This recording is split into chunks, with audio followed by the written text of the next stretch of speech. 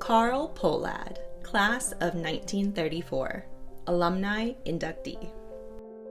He was there at home living in Valley Junction. He was a quiet kid, played football, and that was the kind of thing that really drew him out a little bit. After high school, I know that he ended up going to college at Gonzaga on a football scholarship, balanced off with time back home, working for a banker in the summers who, would have him go off and collect loans and things like that. We get various stories about how he survived, how he got there, kind of a life filled with adventures, traveling by train, oftentimes hopping the train. And, it was like out of the movies, to be honest.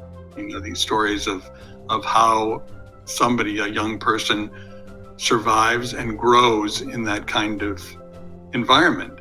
He was lucky enough to find a business that he ended up loving when it became his life. While he was still a very quiet and kind of low profile guy in the community.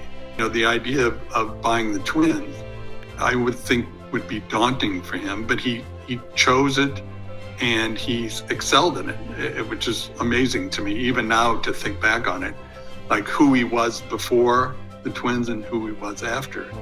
When we first bought the team, he would go off into the stands and just go and insert himself into a group of fans who were out in the left field or something like that, and would get along well with them. It was an extraordinary thing to watch if you think of him as being more of a private guy.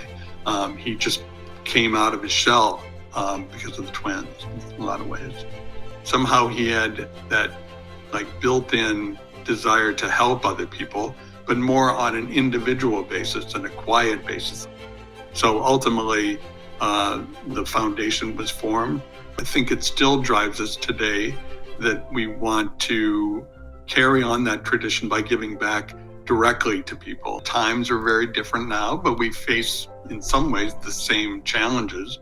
I had the luxury of pursuing something that I loved to do, but he didn't.